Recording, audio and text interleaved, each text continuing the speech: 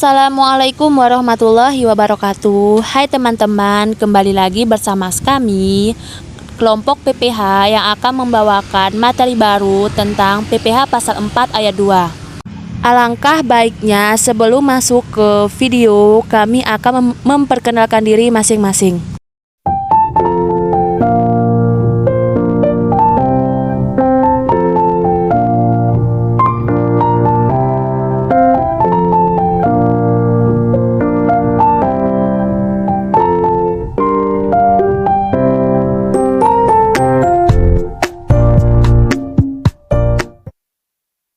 Kita masuk ke materi perpajakan PPH pasal 4 ayat 2. Yang pertama adalah pengertian PPH pasal 4 ayat 2. PPH pasal 4 ayat 2 atau pajak penghasilan pasal 4 ayat 2 atau disebut juga dengan PPH final adalah pajak yang dikenakan pada wajib pajak badan maupun wajib pajak pribadi atas beberapa jenis penghasilan yang mereka dapatkan dan pemotongan pajak bersifat final.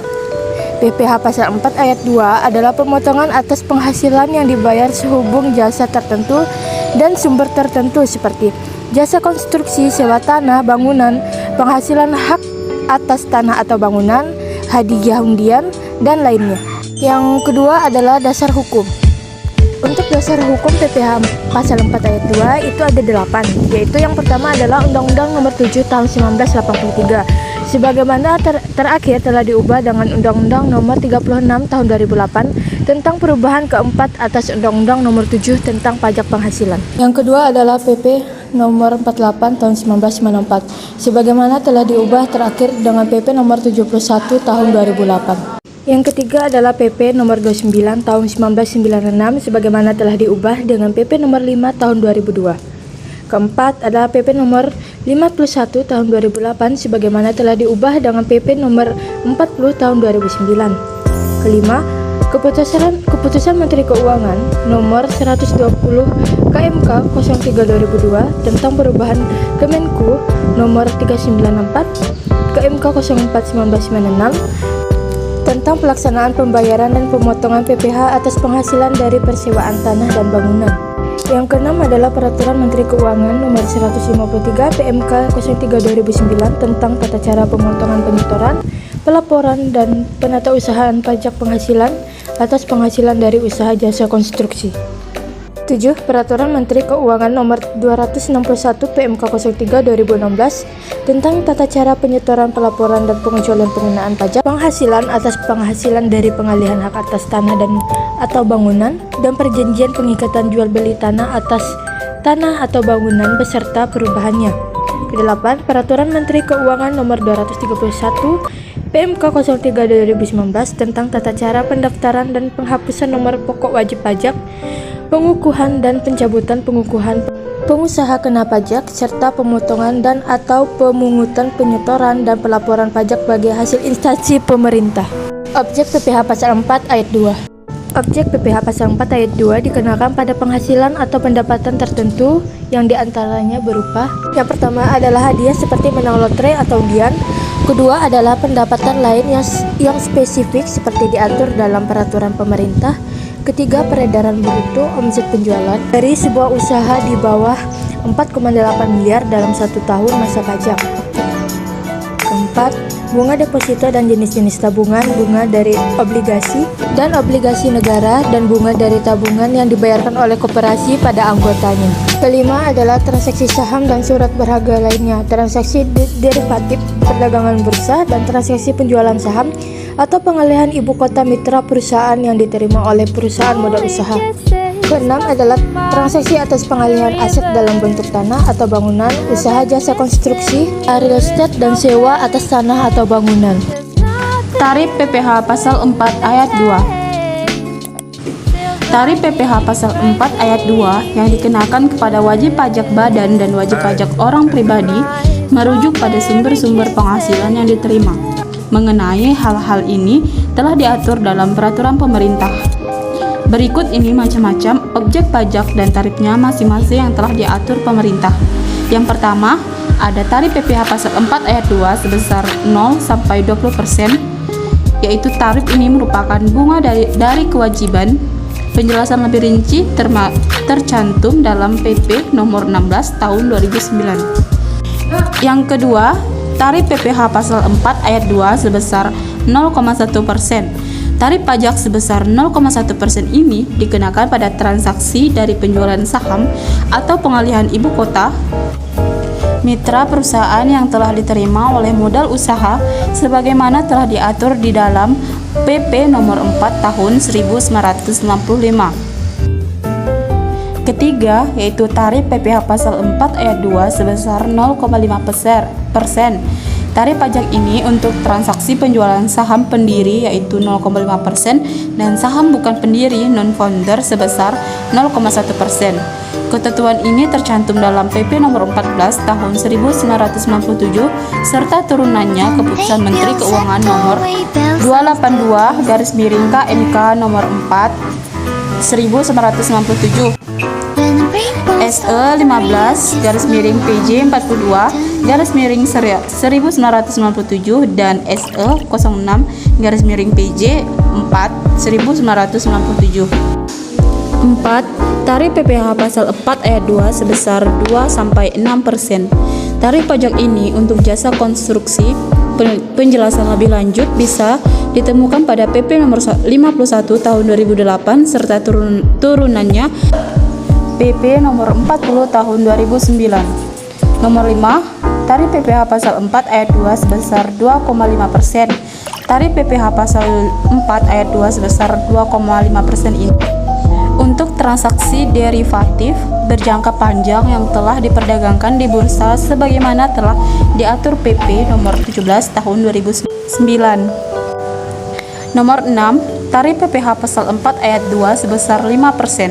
Tarif sebesar ini dikenakan pada pengalihan hak atas tanah atau bangunan dalam hal ini termasuk usaha real estate seperti yang tercantum dalam PP nomor 71 tahun 2008.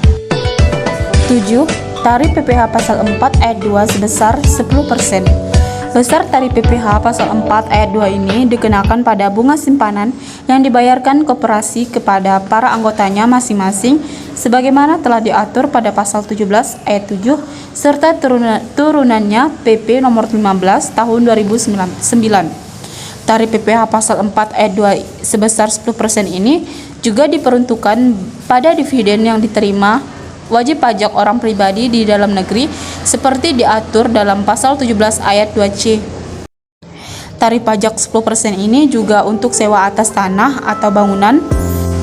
Hal ini diatur dalam PP nomor 29 tahun 1996 dan juga turunannya PP nomor 5 tahun 2002. 8. Tarif PPh pasal 4 ayat 2 sebesar 20%.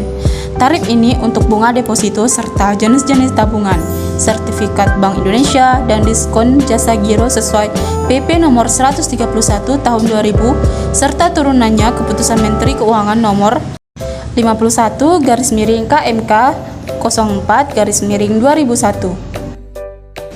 9. Tarif PPh pasal 4 ayat 2 sebesar 25%. Tarif ini diberlakukan pada hadiah, lotre atau undian seperti diatur dalam PP nomor 132 tahun 2000. Tarif PPh pasal 4 ayat 2 berbeda-beda untuk setiap jenis penghasilan. Tarif pajak untuk UMKM, wira swasta, dan bisnis online ini merupakan peraturan pemerintah Republik Indonesia nomor 46 tahun 2013 adalah 1% yang dipotong dari total omset penjualan atau peredaran bruto per bulannya. Contohnya, dalam satu bulan jumlah total penghasilan atau omset yang didapat salah satu UMKM ini adalah sebesar 55 juta. Maka PPh pasal 4 ayat 2 final atas penghasilan tersebut adalah sebesar 55 juta dikalikan dengan 1%, maka dapat hasil Rp550.000. Waktu setor dan lapor PPh pasal 4 ayat 2. Yang pertama ada sewa tanah dan atau bangunan. Disetor oleh pemotong maksimal tanggal 10 bulan berikutnya. Jika disetor sendiri maksimal tanggal 15 bulan berikutnya. Lalu pelaporan SPT-nya masa maksimal tanggal 20 bulan berikutnya.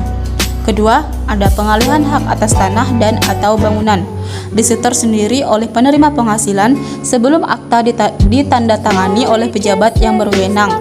Untuk lelang disetor oleh pejabat lelang atas nama pemilik harta. 3. Ada jasa konstruksi disetor oleh pemotong, paling lambat disetor tanggal 10 bulan berikutnya. Disetor sendiri atau tidak dipotong, maka disetor paling lambat tanggal 15 bulan berikutnya. Yang keempat, ada penjualan saham di bursa efek. Pemotong pajak setor paling lambat tanggal 20 bulan berikutnya. Pemotong pajak adalah selain IPO, perantara pedagang efek. 2. IPO yaitu atau emiten. Pelaporan untuk 1. Selain IPO maksimal tanggal 25 bulan berikutnya setelah saham diperdagangkan. 2. Jika dia IPO maka tanggal 20 setelah bulan penyetoran. 5. Ada penghasilan bunga atau diskonto obligasi, yaitu pemotongannya pada pajak yaitu setor paling lambat tanggal 10 bulan berikutnya. Sedangkan pelaporannya paling lambat tanggal 20 bulan berikutnya. Yang dimaksud dengan obligasi di sini adalah surat utang dan surat utang negara atau SUN yang berjangka waktu lebih dari 12 bulan. Untuk SBSN dengan jangka waktu lebih dari 12 bulan juga mengikuti ketentuan seperti obligasi negara. Dikecualikan dari pemotong PPh pasal 4 ayat 2 jika penerima adalah wajib pajak dana pensiun yang telah disahkan oleh Menteri Keuangan. Yang kedua ada wajib pajak bank yang didirikan di Indonesia atau cabang bank luar negeri di Indonesia. Yang keenam ada surat perbendaharaan negara yaitu SPN jika SUN-nya berjangka waktu paling lambat atau paling lama selama 12 bulan, di mana pemotong pajak setor paling lambat tanggal 10 bulan berikutnya dan pelaporan paling lambat tanggal 20 bulan berikutnya. Ketujuh, dividen yang dibagikan kepada orang pribadi, di mana pemotong pajak setor paling lambat tanggal 10 bulan berikutnya dan pelaporan paling lambat tanggal 20 bulan berikutnya.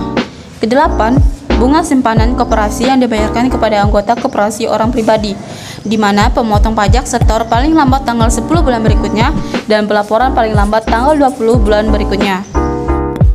Kesembilan, pendapatan bunga deposito dan tabungan serta sertifikat Bank Indonesia, di mana pemotong pajak setor paling lambat tanggal 10 bulan berikutnya dan pelaporan paling lambat tanggal 20 bulan berikutnya.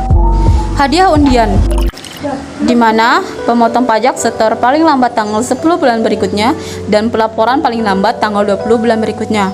Ke-11 yaitu penjualan saham milik modal Ventura, di mana disetor paling lambat tanggal 10 bulan berikutnya dan pelaporan paling lambatnya tanggal 20 bulan berikutnya. Pengecualian PPh pasal 4 ayat 2. Sesuai dengan Peraturan Menteri Keuangan Nomor 231 PMK 03 2019, instansi pemerintah tidak melakukan pemotongan PPh pasal 4 ayat 2 atas transaksi. Yang pertama, pembayaran atau pengakuan utang persewaan tanah dan atau bangunan kepada penyedia jasa pelayanan penginapan beserta akomodasinya. Yang kedua, sebagai atau seluruh pembayaran pengalihan hak atas tanah dan atau bangunan antara lain kepada A. Orang pribadi yang mempunyai penghasilan di bawah penghasilan tidak kena pajak yang melakukan pengalihan hak atas tanah dan atau bangunan dengan jumlah bruto pengalihan kurang dari 60 juta dan bukan merupakan jumlah yang dipecah-pecah. B. Orang pribadi atau badan yang melakukan pengalihan harta berupa bangunan dalam rangka melaksanakan perjanjian bangun guna serah, bangun serah guna atau pemanfaatan barang milik negara berupa tanah dan atau bangunan. Orang pribadi atau badan yang tidak termasuk subjek pajak yang melakukan pengalihan berupa tanah dan atau bangunan.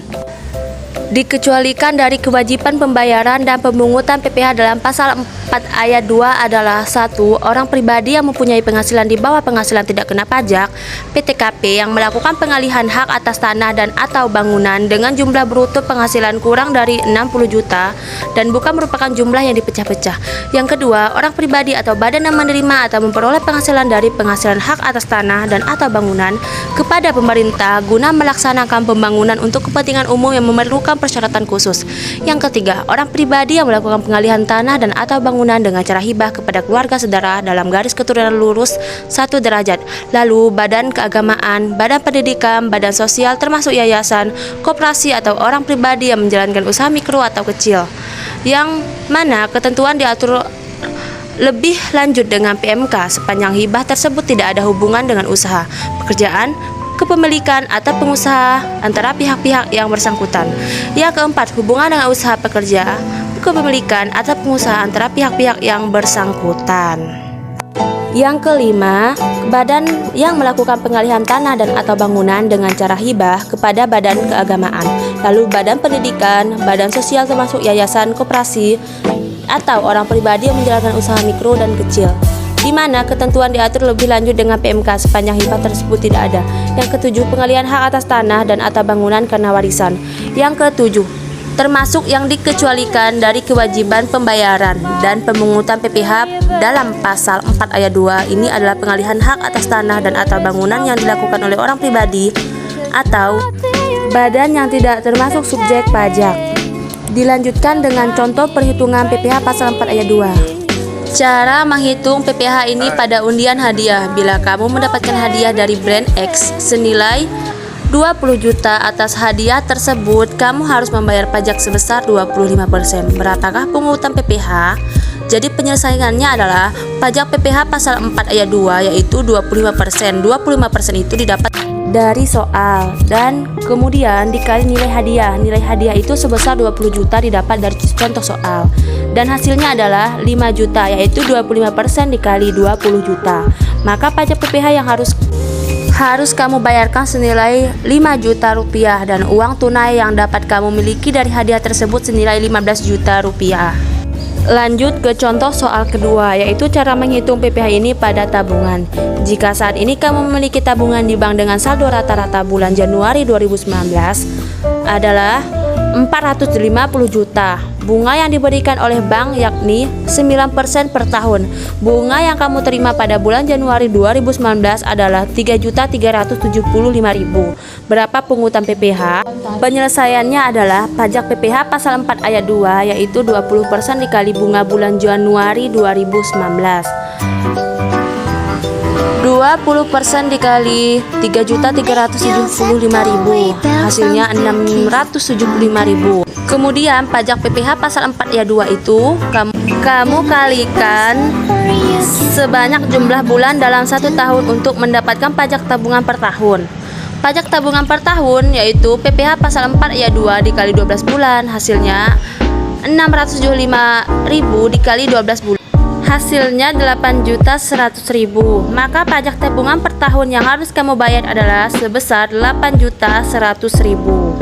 Sekian materi yang dapat kami sampaikan yaitu PPh pasal 4 ayat 2. Kurang lebihnya kami mohon maaf. Wassalamualaikum warahmatullahi wabarakatuh.